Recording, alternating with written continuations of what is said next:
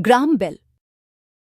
Scotland के Edinburgh शहर में 3 मार्च 1840 को एक बालक का जन्म हुआ। नाम रखा गया अलेक्जेंडर बेल। ये बालक जब बोलने समझने लगा तो उसने पाया कि उसकी माँ उसकी बात सुन ही नहीं पाती है।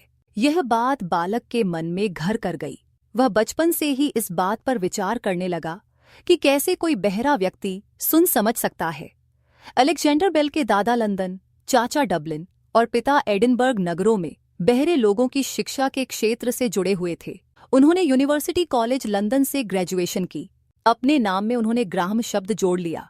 1861 में ग्राहम बेल का एक लेख प्रकाशित हुआ जो विजिबल स्पीच पर आधारित था।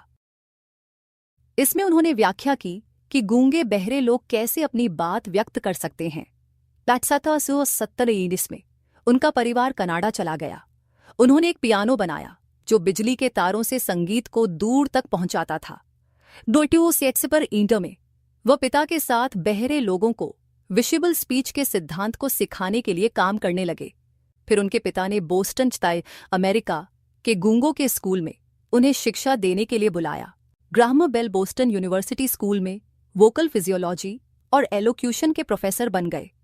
बोस्टन में उन्होंने एक ऐसे टेलीफोन का विकास किया जो न केवल संगीत के संकेतों को दूर तक भेजता था बल्कि आवाज को भी स्पष्ट बनाता था।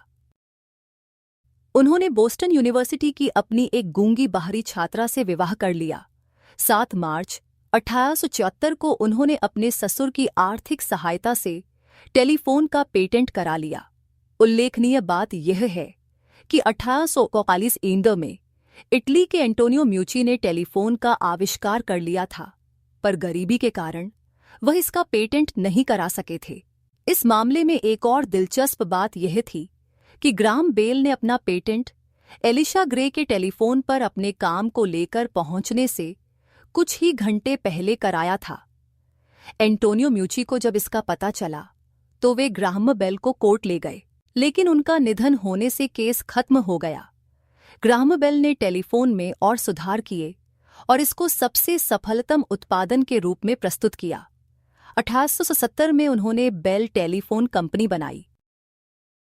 1868 में अमेरिका में 1.5 लाख लोगों के पास टेलीफोन था। टेलीफोन के पेटेंट के बाद बेल ने संचार के क्षेत्र में अपने प्रयोगों को जारी रखा, जो प्रकाश की तरंगों पर ध्वनि के ट्रांसमिशन के उनके फोटाफोन के आविष्कार को चरम बिंदु तक ले गए। यह आज के ऑप्टिकल फाइबर सिस्टम का अग्रगामी था। ग्राहम बेल ने चिकित्सीय शोध और बहरों के लिए बोलने की तकनीक पर काफी काम किया। उन्होंने 18 पेटेंट अपने नाम से करवाए और 12 अपने सहयोगियों के साथ संयुक्त रूप से करवाए।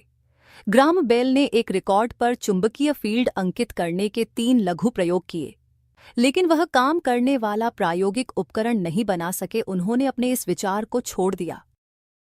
यह नहीं जान सके कि उन्हें मुख्य सिद्धांत की झलक मिल गई थी, जो बाद में tape recorder, hard disk, floppy disk drive और दूसरे मैग्नेटिक मीडिया में उपयोगी सिद्ध हुई। अपनी मृत्यु 2 अगस्त 1922 से पूर्व उन्होंने एक पत्रिका में इंटरव्यू दिया था कि वे सोलर पैनल से मकानों को गर्म करने की संभावना पर विचार कर रहे हैं।